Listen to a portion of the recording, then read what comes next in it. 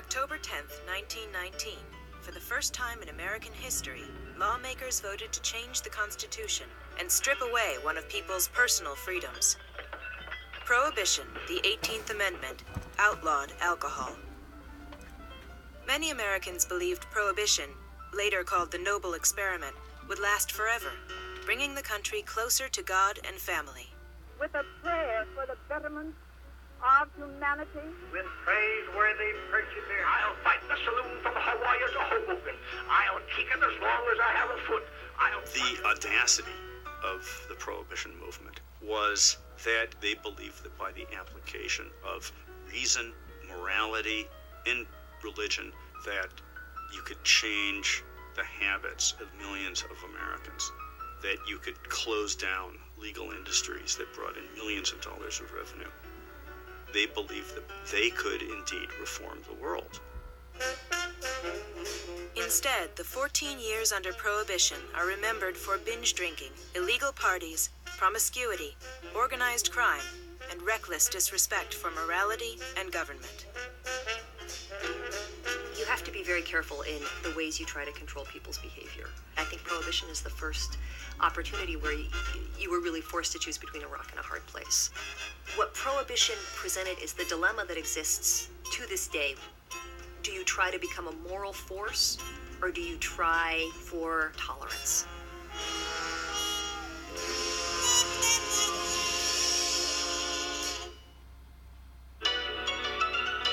Just before Christmas in 1900, a Christian woman named Carrie Nation entered her nearest saloon in Wichita, Kansas. Condemning the saloon keeper for dispensing the devil's brew, she proceeded to hack up the bar with a hatchet.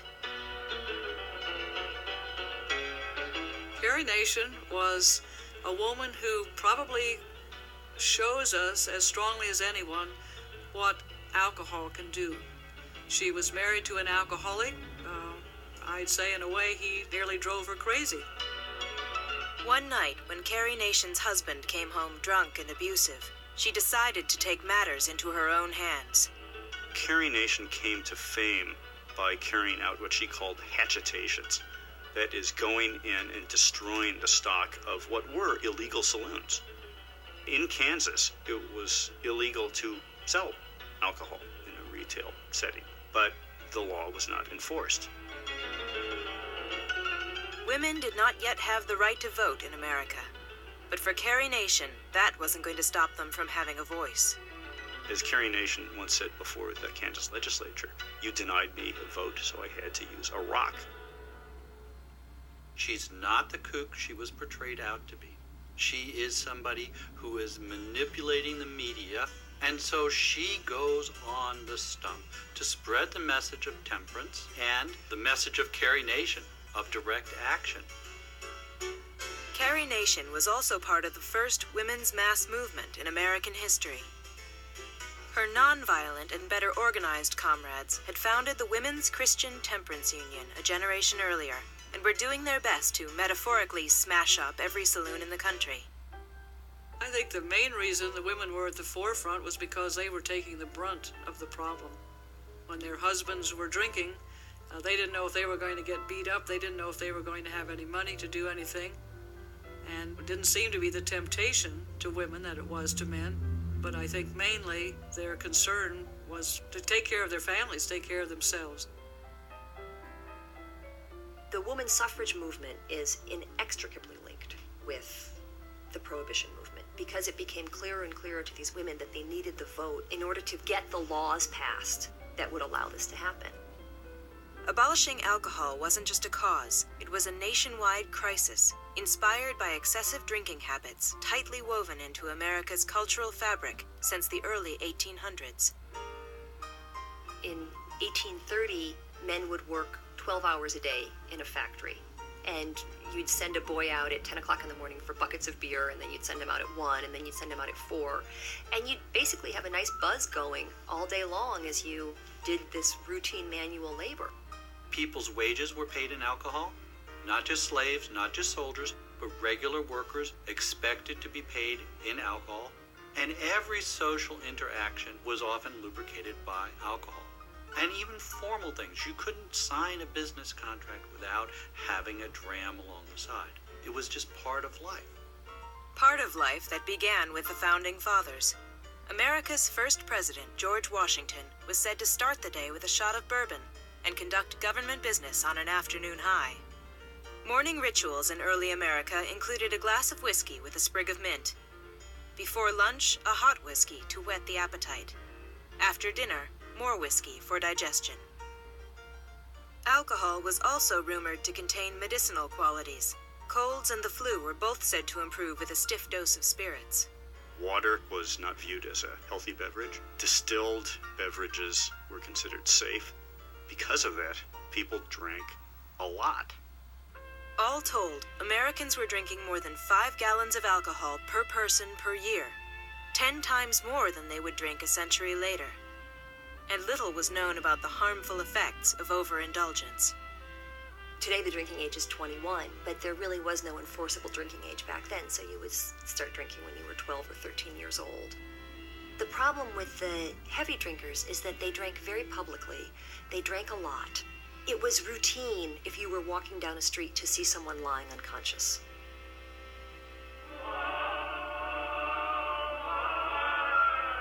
Men were the more ardent inebriates, lingering for hours at local taverns or saloons, away from their wives and families. The saloon had been a largely male-dominated institution. Women were not very welcome. They had to come in the side door. They often had to sit in a separate room, and they were not part of the culture. Push that button, will you, honey? Frank, draw 3 for the back room. All right, Bill.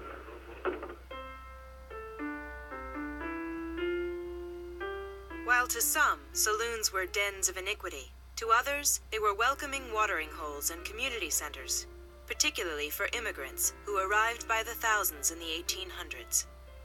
Saloons were anchors in immigrant and working class neighborhoods.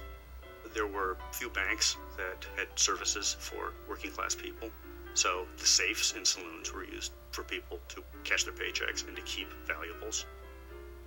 And people would sit around, read the newspapers, talk, play cards. Some people would sit and drink and become drunk and disruptive, but it varied from saloon to saloon. They were really the center of political either activity or corruption. It was common to use saloons as polling places in some parts of the city, and it was widespread that if you voted for the right candidate, you'd get a drink afterward. As corruption and drinking problems increased, the Women's Christian Temperance Union used the only weapon that in 19th century America was powerful enough to take on the dreaded saloon: the church. They carried their Bibles, they marched down the street to the saloon. They knocked on the door and asked admittance. Some of the saloon keepers, as they went from place to place, were so embarrassed, they said, "No, you can't come in."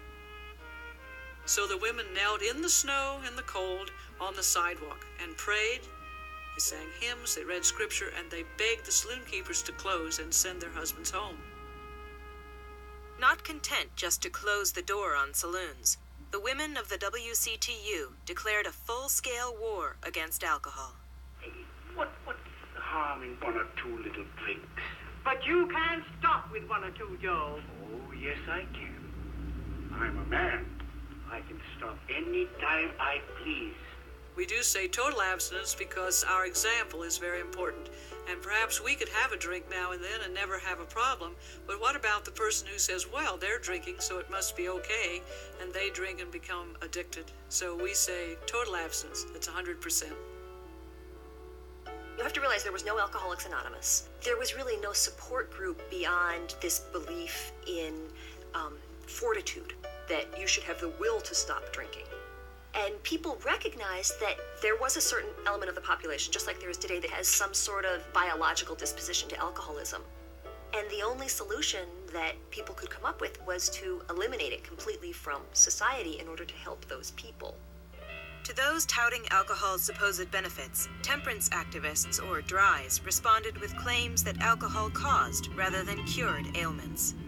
Among them, inflamed eyes and nose, swollen legs, epilepsy, and premature aging. There was even a growing belief that overindulgence caused spontaneous combustion. Though that turned out to be a myth, to Dries, there was no denying that drinking led to the collapse of moral thinking and alienation from God. I don't drink. I do all I can to keep you from drinking, and I shall do everything in my power to take the liquor stores off of the streets of this country. They could start with simple moral suasion, and of course that was very effective. But also they had newspapers, they had illustrations. They have many, many forms of reaching the public. They had handbills, they had posters. They had cartoonists who worked exclusively for prohibitionists. They covered the whole gamut of the media as it existed in the 19th and 20th century. One of the most persuasive forms of media was a harrowing eyewitness tale, later made into a movie about a good man turned bad. It was called 10 Nights in a Barroom. 10 Nights in the Barroom is the classic temperance tale from the 19th century.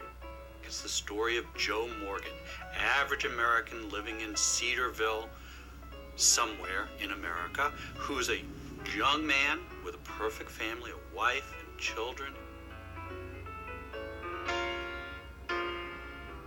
And he falls in with Simon Slade, the owner of an evil barroom. And he gets hooked on liquor, and he begins to slide into dependency and degeneracy. He loses his job. He threatens to beat his wife. He becomes, we would say, addicted to drink, and everything else fades for him. He becomes impervious to moral pleas to stop drinking. His daughter Mary comes to rescue him from the saloon in the most poignant moment of the melodrama. Father, oh Father, will you come with me now? And he and Simon Slade are the last ones in the saloon, and they're really drunk, and Slade throws a tumbler at Mary and kills her.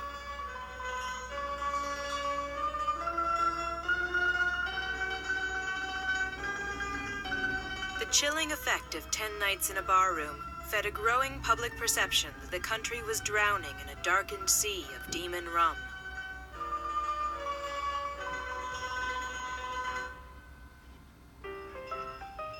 But not all men had descended into darkness.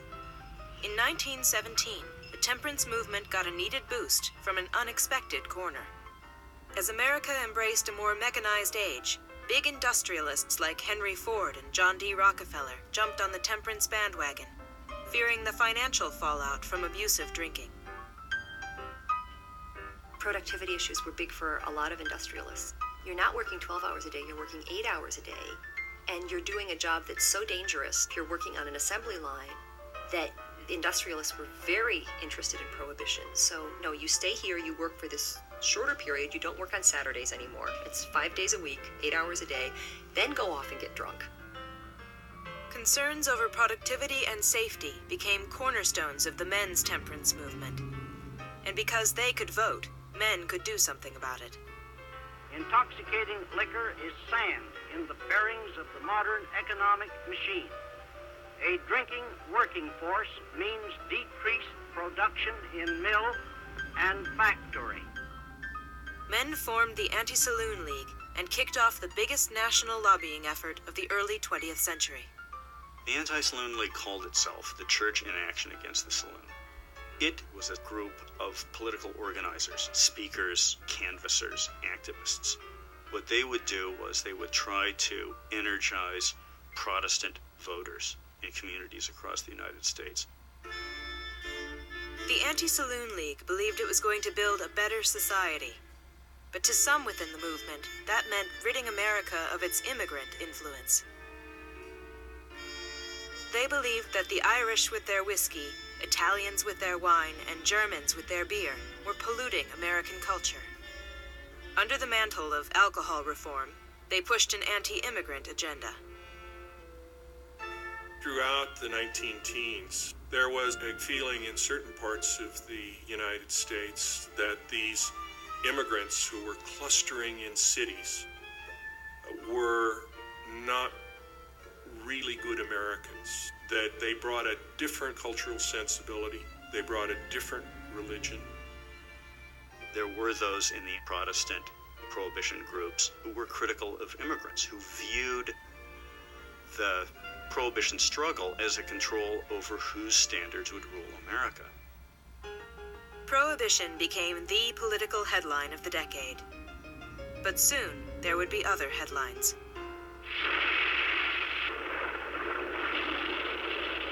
America entered World War I against Germany in 1917, and Prohibition became a matter of patriotic duty. World War I had a powerful, accelerating impact on the drive for national prohibition. Number one, it made all things German suspect in the United States. There's a very strong anti-German emphasis in Prohibition because of the brewers. Miller started life as Mueller, Budweiser, Coors. These are all German names. And so Prohibition was seen as a slap at Germans. It was very much seen as a pro-American stance. The Anti-Saloon League persuaded more than a dozen states to pass dry laws, but they didn't stop there. In 1918, riding a wave of popular support, the League submitted a handwritten petition to forever change the American Constitution. The various temperance groups realized that if they got Prohibition installed in the Constitution, first of all, it would become universal across the United States. And secondly, there would be no doing away with it. It requires an almost total reversal of political will to do away with an amendment. Prohibition, the 18th Amendment, quickly got the majority needed in Congress to become law. And at the stroke of midnight on January 17, 1920, amid a chorus of songs and mock funeral ceremonies, America went dry.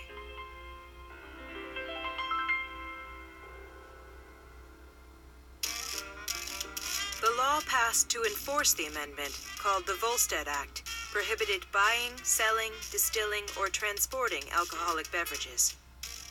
The one thing it did not prohibit was drinking itself. It was a loophole big enough to drive a bootlegger's truck through. The Volstead Act was based on the approach of the Anti-Saloon League, which was not to focus on the drinker, but focus on the liquor industry and the saloon as its outlet. There was a belief, especially among the prohibitionists, that very few people drank voluntarily, that it was being forced on them by this very aggressive industry, the alcohol industry. Although drinkers were not individual targets of the law, the women's movement was still hoping to change people's hearts as well as their habits. The question of whether you can legislate against sin is a very interesting one.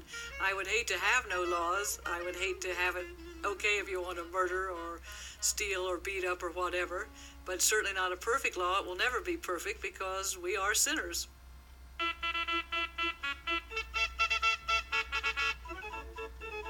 But the chances of catching any of those sinners were among Prohibition's greatest challenges.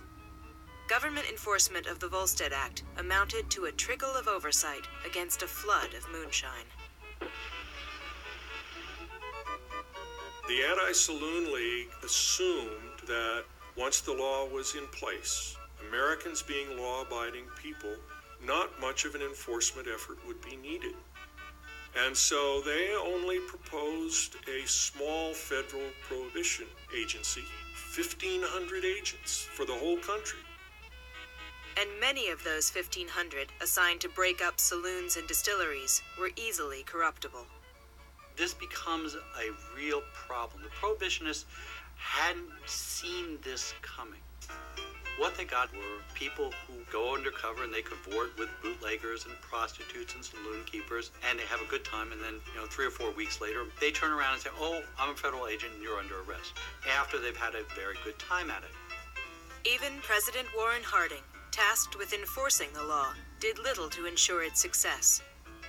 Although elected in 1921 for his temperance stand, he he became famous for entertaining his cronies with stockpiles of liquor hidden on the second floor of the White House. The Harding administration was rife with scandal, was corrupt. Harding is the typical personal non-teetotaler who votes for Prohibition. He drinks, he always drank, he continues to drink as president, but he votes for dry measures. The Anti-Saloon League supports him against all of his opponents. He's their man.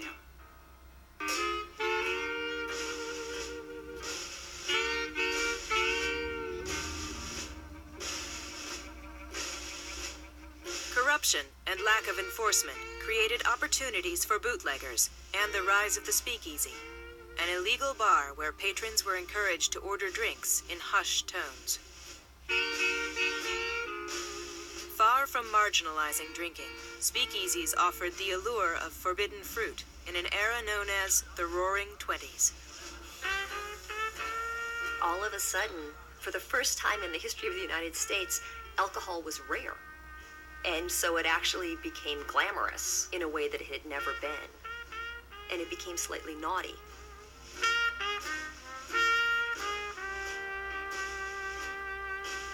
Jazz, cigarette smoking, all of these things sort of come together and make drinking fun and exotic and very public.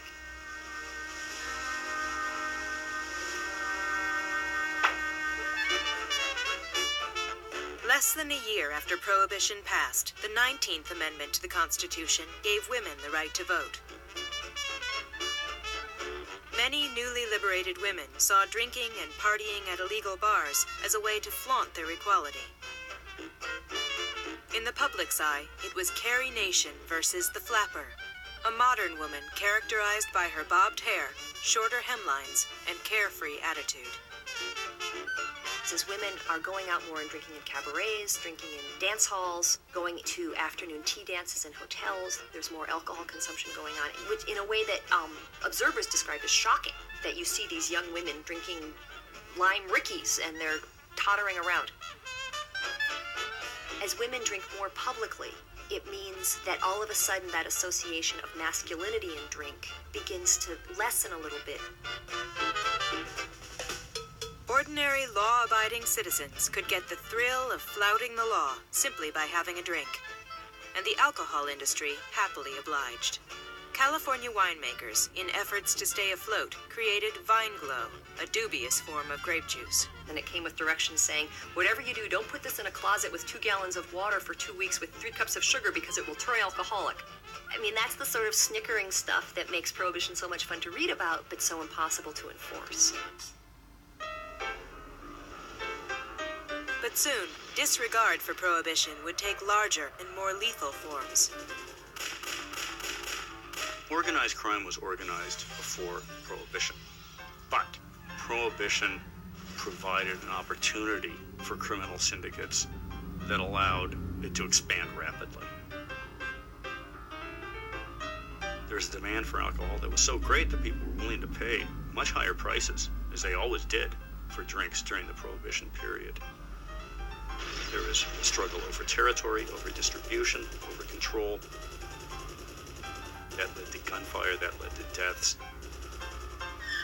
And that led to countless Hollywood films.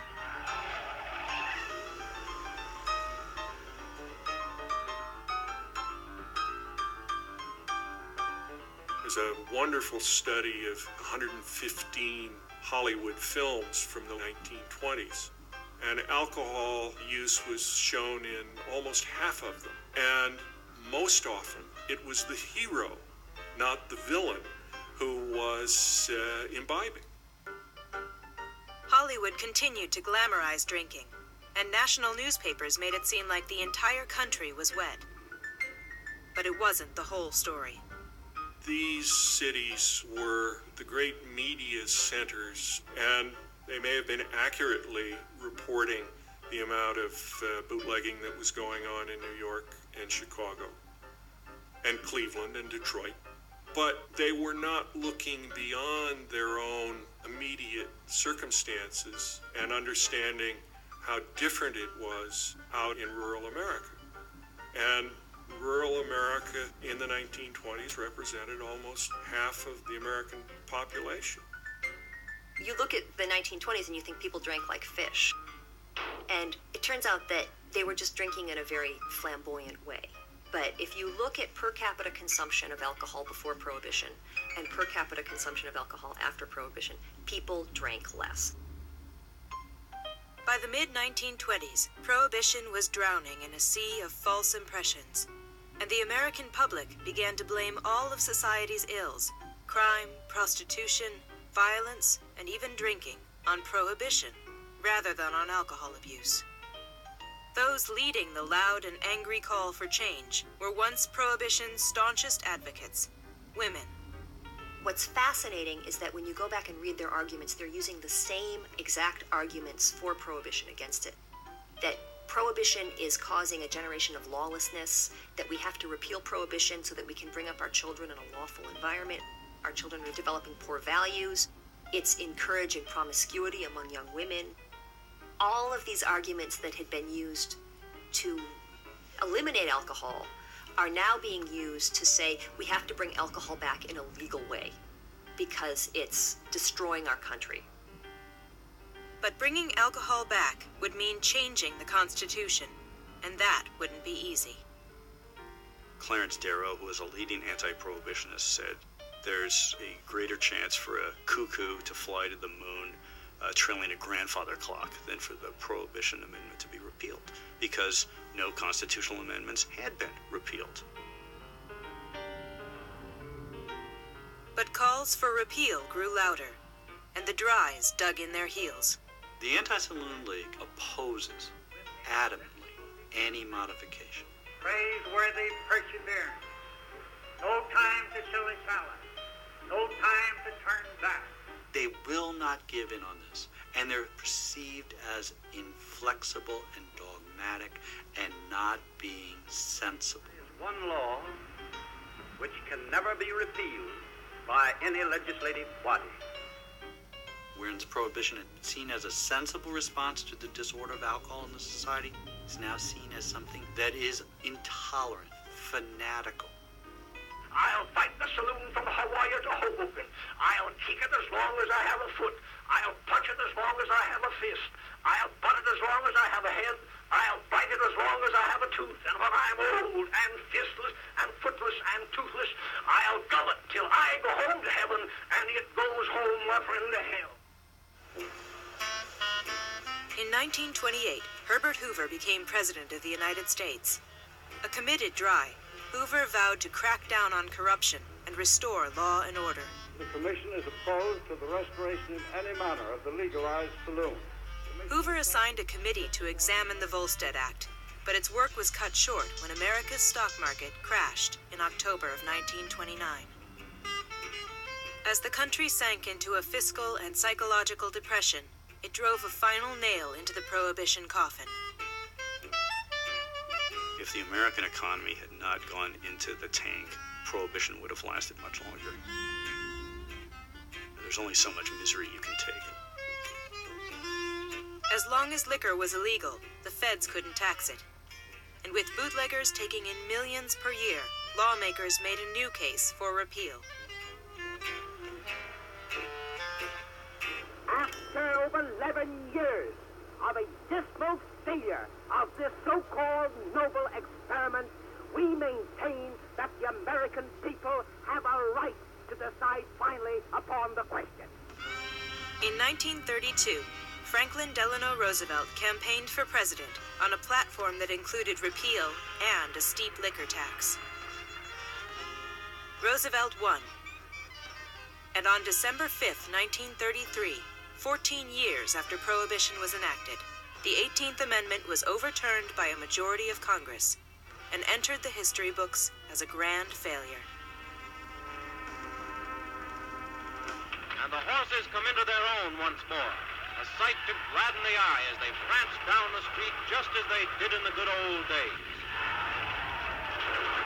It's my privilege to deliver to you, with the compliments of Anheuser-Busch, the first case of Budweiser beer to be delivered in the state of New York. Happy days are here again. Americans could finally drink openly, even if many of them had never stopped.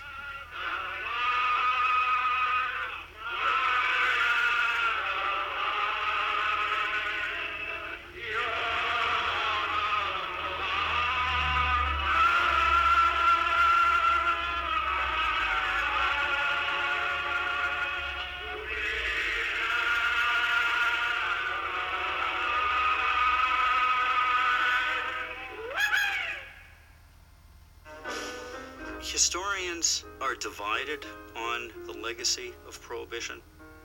Prohibition was successful in that the alcohol consumption of Americans did go down and remained below pre-Prohibition levels until the 1970s. On the other hand, based on its own stated objectives, Prohibition clearly failed. Prohibition claimed that it would alter America in such ways that all sorts of reforms and social benefits would accrue, and they didn't.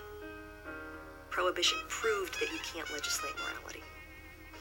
It is the only amendment to the U.S. Constitution that tried to control people's behavior and tell them you can't do this, as opposed to so many of the other amendments that give people more freedom. There is obviously a political movement today to eliminate a lot of different things, but it doesn't work because people look back and say, wait a minute, look what happened with Prohibition. And that's a very powerful lesson.